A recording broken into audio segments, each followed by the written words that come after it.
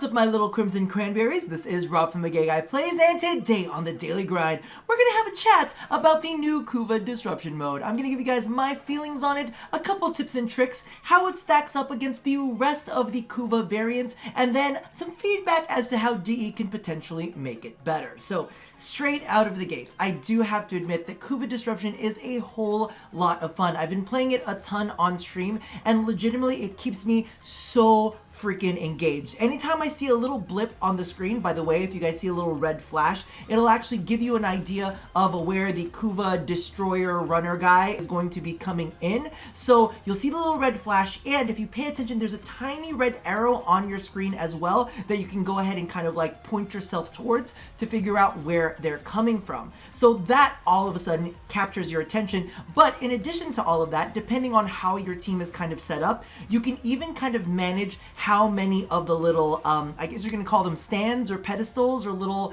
areas that those guys are trying to blow up. You guys can take on multiple at a time. So you can either say, all right, my team is doing really, really well. We can handle like 2 or 3 of them at the same time. Or you can be like, oh, it's getting a little bit dicey. There have been a couple of people dying. So let's just go ahead and hold off. Let's just do one at a time and just kind of manage the flow of combat. So all of that being juggled at the same time is really, really engaging and something that I'm looking for in a game mode. And in fact, this is one of the few game modes where focus schools and your arcanes even come into play. I'm not gonna go in depth in them because I don't want anything to get nerfed, but all I'm gonna say is Naramon, if you're not using it, give it a shot, and then go ahead and toss on a Magus Lockdown as well.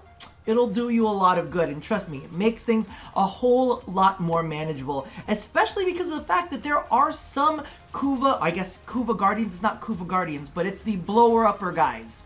Demolishers, there you go, that's the word I'm using.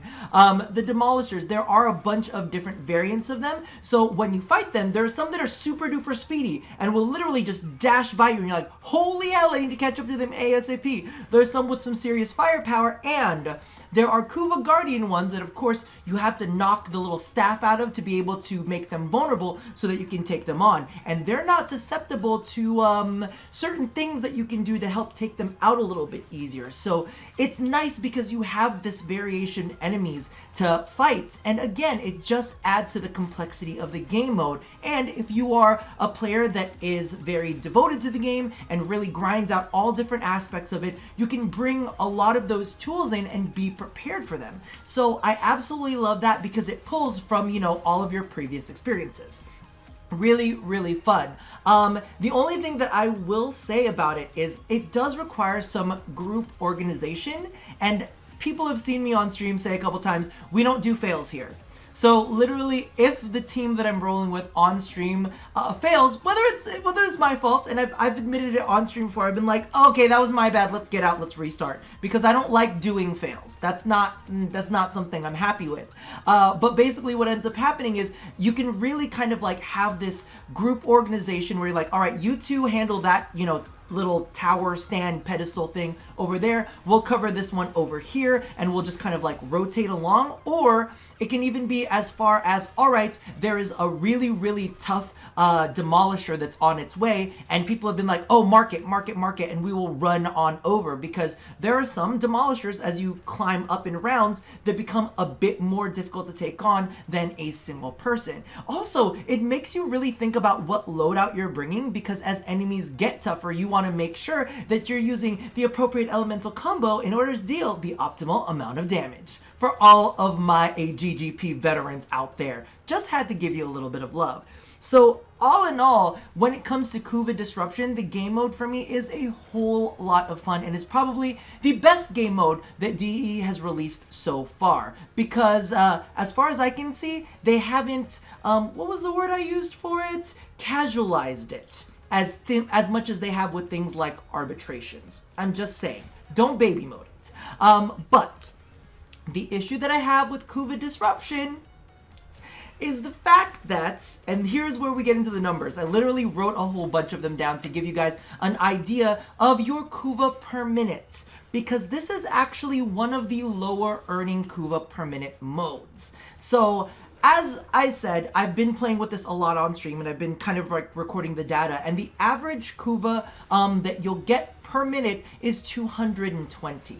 Editing Rob popping in real quick because I did fail to mention the fact that you can push up this average by going in with a more coordinated group. On some of our speedier runs, we were averaging about 275, 290 Kuva per minute. However, we did also have to contend against universal medallions. When we did the numbers, excluding the universal medallions and just putting in pure Kuva rewards, we were averaging about like early 300s, but those universal medallions are there, so technically we weren't getting the full amount. So definitely keep that in mind when you listen in. Now, that's actually not great. When we did Kuva Survival, I saw a lot more variance. Now, if I'm going to be honest with you, Kuva Disruption gives you a more, steady flow of Kuva. Like, I'm seeing numbers that are all around the same amount.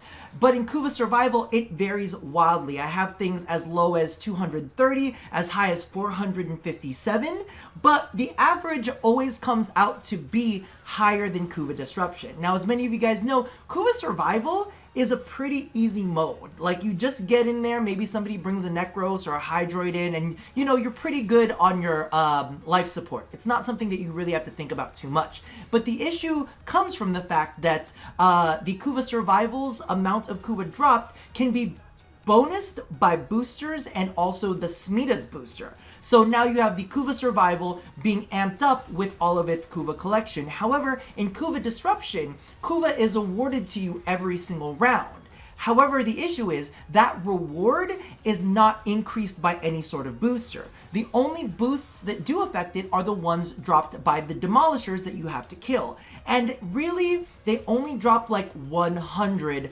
per demolisher. And that's also the reason that you get more of a steady flow for Kuva in the disruption missions, because the amounts don't vary as wildly because of the boosters. You don't get as much flex on there.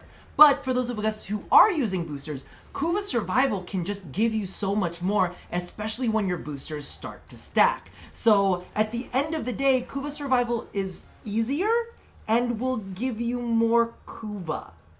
So that's an issue. However, what some of you guys may say, but listen, in Kuva Disruption, what are the rewards? They have the Universal Medallion. Well, today, in their hotfix, they did make mention that they're going to make the Kuva, or the Universal Medallion apply to everything except for Conclave. Now, of course, this is definitely fair. They stated that they did not feel that it was right to give PvE players a way to do the PvP path without actually doing PvP. I understand that thought process, but in all honesty, that's the only reason that I wanted the Kuva Medallion. And if you actually, or the Universal Medallion was the only reason that I wanted to be in Kuva Disruption. Now, if you actually go ahead and check the Kuva drop tables for Kuva Disruption, it's basically all Kuva and the Universal Medallion. So there's really nothing else to be in there, and it kind of hurts my soul because the issue here is, if we're going there to farm Kuva, it's more difficult than the previous node, it should grant you more Kuva.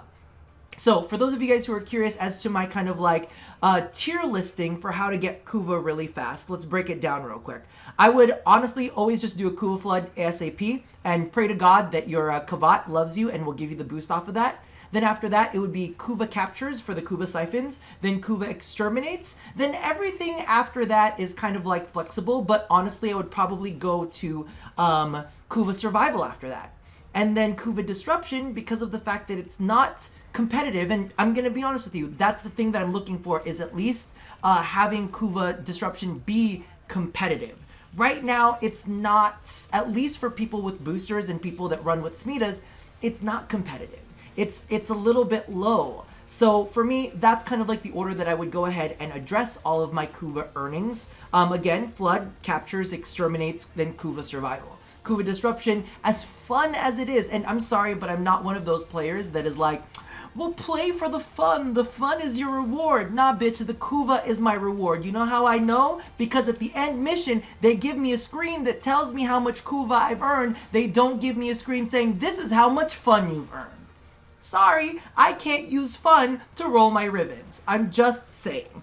However, I do have to say that I'm crossing my fingers that DE does up the quantities a little bit on Kuva Disruption, because I don't think it's going to take much, if I'm going to be completely honest with you. So as you guys know, pickups from the demolishers in the Kuva Fortress, they will give you about 100 Kuva. If they bump that up to 150, that would be fantastic. Now, in the earlier rotations, you'll get 200 Kuva per, and then in the later rotations, you'll get 350, as long as you're getting all 4 of the pedestal node thingies. You know what I'm talking about. If you get all 4 of those, you'll be getting 350 a piece. Now, I'm thinking if they up that by at least 50, like 250 for the originals, and then up to 400 for the rest of the pedestals, I think that could definitely be competitive, and that's not even asking for a whole lot more. Now, me, if I was negotiating this, I would be like, I'd like 100 more. I'd like 100 more off of the Kuva Guardians. I'd like 100 more off of each of the rounds, and that, to me, would make up for the difficulty that is in Disruption. Because that's the thing, like, I love Disruption because of the fact that it is a bit more of a challenge. Now, I'm not going to say it's the most challenging thing in-game. The first few rounds are really pretty much a wash. All of the destroyers are really, really easy to kill. But once you start climbing up there, like round 10, round 11, round 12, things can get a little bit dicey. And this is usually where I'm like yelling at the team. I'm like, hey, listen, I marked this guy. I'm like, I can only hold this motherfucker down so long. Come and get him. You better fight him. I should not be fighting this dude alone. You know, and you start getting up there in the higher levels and you're like, did you really go ahead and activate another pedestal right now? Is this the time for this? And those kind of moments where you're like, okay, I'm watching this pedestal, you're watching that pedestal, it becomes really nail biting. But it's also that kind of like, endorphin inducing fear that you're like, all right, let's do it. And then they finish theirs, you finish yours, and you're like, yes, good job. And then you come out of the mission and you realize you didn't make as much Kuva as you kind of just coasted in Kuva Survival. And that's how it feels to be a veteran in Warframe. So that's my input on Kuva Disruption. I do enjoy it a whole lot. It's been a ton of fun playing it with Gauss and just being able to run through things like carrying the little, what are they called? The little gem things that you drop into the pedestal things. You know what I'm saying? Just dashing around and going ahead and doing all of that. It's really great. It just needs a bit more oomph when it comes to the Kuva rewards. Regardless, let me know how you guys feel down in the comments below when it comes to Kuva Disruption. Have you guys been having a lot of fun with it? Have you been playing around with some arcanes? Just saying, let me know what you found. Toss that in the comments below. Do you agree with the amounts that I'm trying to put out there as like competitive or actually super rewarding? And if there are any other things you want to go ahead and let me know, like maybe some better rewards, because I know that the Universal Medallion was gonna be in there to kind of like replace Umbral Echoes, but to be honest with you, now that Universal Medallions are not going to apply to PvP stuff, like Conclave stuff, I'm not really all that interested. So, I don't know, toss that down there, and as always, love somebody, hurt nobody, and touch your body. I'll see you guys next time. Bye-bye!